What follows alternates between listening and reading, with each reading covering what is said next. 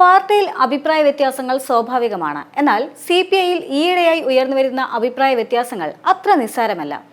KE ഇസ്മായിലിനെ പരോക്ഷമായി കുത്തി പാർട്ടിയുടെ മുഖമാസികയായ നവയുഗത്തിൽ CPIയുടെ സംസ്ഥാന സെക്രട്ടറി ബിനോയ് വിശ്വം രംഗത്തെത്തിയത് പുതിയ വാദങ്ങൾക്ക് വഴിവെച്ചിരിക്കുകയാണ്. നടപടിക്ക് വിധേയരായ ചിലർ സംഘടിതമായി സമാന്തര പ്രവർത്തനം നടത്തുന്നതിനെ വെള്ളപൂശുന്നു എന്നതാണ് ഇസ്മായിലിനെ ലക്ഷ്യം വെച്ചുകൊണ്ടുള്ള ബിനോയ് വിശ്വത്തിന്റെ വിമർശനം. സ്വന്തം ഘടകങ്ങളിൽ ഉന്നയിക്കേണ്ട വിഷയങ്ങൾ അവിടെ തന്നെയാണ് ഉന്നയിക്കേണ്ടത്. അത് ഏറ്റവും പ്രാഥമികമായ കമ്മ്യൂണിസ്റ്റ് സംഘടനാ തത്വവുമാണ്. അത് അറിയാത്തവർ പാർട്ടിയെ രാഷ്ട്രീയ ശത്രുക്കളുടെ മുന്നിലേക്ക് എറിഞ്ഞു കൊടുക്കാനാണ് ശ്രമിക്കുന്നത്. കമ്മ്യൂണിസ്റ്റ് സംഘടനാ തത്വം പഠിക്കേണ്ടത് പഴയതും പുതിയവരുമായ എല്ലാ പാർട്ടി അംഗങ്ങളുടെയും കടമയാണ് എന്നാണ് ബിനോയ് വിശ്വം ഇസ്മായിലിനെ ഓർമ്മപ്പെടുത്തുന്നത്. പാലക്കാട്ട് ജില്ലാ നേതൃത്വത്തിന്റെ വൈര്യനിര്യാതന സമീപനത്തെ ചോദ്യം ചെയ്തുകൊണ്ട് പാലക്കാട്ടെ വലിയൊരു വിഭാഗം CPI പ്രവർത്തകർ സമാന്തര ഘടകങ്ങൾ രൂപീകരിച്ച് മുന്നോട്ട് പോകുകയാണ്. പ്രശ്നം പരിഹരിക്കാൻ അവരുമായി ചർച്ച നടത്തണമെന്ന് ഇസ്മായിൽ ആവശ്യമുന്നയിച്ചിരുന്നു. അതാണ് പാർട്ടിയിലെ മുഖമാസികയിലെ ബ്രാഞ്ച് സെക്രട്ടറിമാർക്കുള്ള കുറിപ്പിൽ ഇസ്മായിലിനെ ലക്ഷ്യം വെച്ചുകൊണ്ട് പരോക്ഷ വിമർശനം നടത്താൻ ബിനോയ് വിശ്വത്തെ പ്രേരിപ്പിച്ചത്. സ്വാതന്ത്ര്യദിനത്തിൽ ടെലിവിഷൻ മാധ്യമങ്ങൾക്ക് നൽകിയ പ്രതികരണത്തിൽ ഇസ്മായിലിന് എതിരെ പരസ്യമായും അദ്ദേഹം പ്രതികരിച്ചിരുന്നു. പാർട്ടി രീതി നേതാക്കൾ മറക്കരുതെന്നും അത് ഇസ്മായിലിനും ബാധകമാണ് എന്നായിരുന്നു അന്നത്തെ അദ്ദേഹത്തിന്റെ പ്രതികരണം.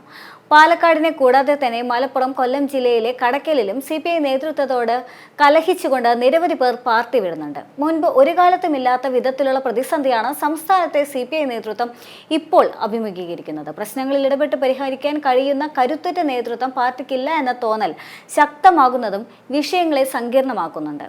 പാർട്ടി സംസ്ഥാന എക്സിക്യൂട്ടീവിൽ പോലും സംഘടനാ വിഷയങ്ങളിൽ ഫലപ്രദമായ ചർച്ച നടക്കുന്നില്ല എന്ന വിമർശനം അതേ സമിതിയിലെ അംഗങ്ങൾക്ക് തന്നെയുണ്ട്.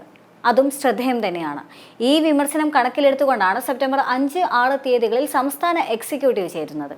നവയുഗത്തിലെ ബ്രാഞ്ച് സെക്രട്ടറിമാർക്കുള്ള സംസ്ഥാന സെക്രട്ടറിയുടെ കുറിപ്പിൽ മുതിർന്ന നേതാവായ KE ഇസ്മായിലിന് എതിരായ പരോക്ഷ വിമർശനത്തിനാണ് ഊന്നൽ എങ്കിലും സമൂഹ മാധ്യമങ്ങളിലെ ഇടപെടലിനെ പറ്റിയുള്ള വിമർശനങ്ങളും അതിന്റെ ഭാഗമായി തന്നെയുണ്ട്. അതും വിവിധ ജില്ലകളിലെ സമാന്തര പ്രവർത്തനവുമായി ബന്ധപ്പെട്ട് തന്നെ. നവമാധ്യമങ്ങൾ 2 തലയ്ക്ക് മൂർച്ചയുള്ള വാളാണെന്ന സത്യം വേണ്ട വിധം മനസ്സിലാക്കാൻ പല സഖാക്കൾക്കും കഴിയാതെ പോവുകയാണെന്ന് ബിനോയ് വിശ്വം നവയുഗത്തിലെ കുറിപ്പിൽ പറഞ്ഞു വെക്കുന്നുണ്ട്. അറിഞ്ഞോ അറിയാതെയോ ഡിജിറ്റൽ മീഡിയയിലെ തങ്ങളുടെ സാന്നിധ്യവും പ്രാവീണ്യവും പാർട്ടിയുടെ ആശയ രാഷ്ട്രീയ താൽപ്പര്യങ്ങൾക്ക് വേണ്ടി ഉപയോഗപ്പെടുത്തുവാനായി അത്തരം സഖാക്കൾക്ക് കഴിയുന്നില്ല എന്നും അദ്ദേഹം വിമർശിക്കുന്നുണ്ട്.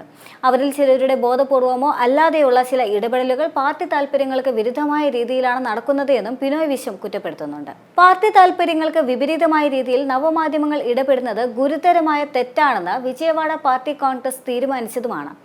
അത്തരക്കാരെ തിരുത്തണമെന്നും തിരുത്താത്ത പക്ഷം അവർക്കെതിരെ കർശനമായ നടപടിയെടുക്കുമെന്നും പാർട്ടി കോൺഗ്രസ് തീരുമാനിച്ചിട്ടുണ്ടെന്നും ബിനോയ് വിശ്വം ഓർമ്മിപ്പിക്കുന്നുണ്ട്. എന്നിട്ടും ഇതൊന്നും തന്നെ മനസ്സിലാകാത്തവരെ പോലെയാണ് ചില സഖാക്കൾ പെരുമാറുന്നത്.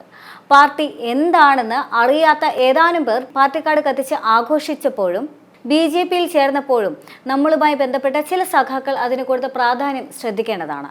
അത്തരക്കാരുടെ കൂറ് പാർട്ടിയോട് തന്നെയാണോ എന്ന കാര്യത്തിൽ സംശയമുണ്ടെന്നും അദ്ദേഹം പറയുന്നുണ്ട്.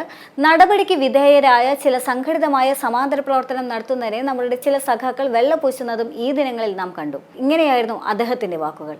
സമാന്തരമായ പ്രവർത്തനങ്ങൾക്ക് പാർട്ടി നേതൃത്വത്തിൽ നിന്നും സമൂഹ മാധ്യമങ്ങളിൽ ഇടപെടുന്ന പാർട്ടി പ്രവർത്തകരിൽ നിന്ന് ലഭിക്കുന്ന പിന്തുണയ്ക്ക് എതിരായ മുന്നറിയിപ്പാണ് ബിനോയ് വിശ്വത്തിന്റെ ഈ കുറിപ്പ്. ലോക്സഭാ തെരഞ്ഞെടുപ്പിന് ശേഷം ഏറ്റവും അധികം പ്രതിസന്ധിയിലായ പാർട്ടിയാണ് CPI.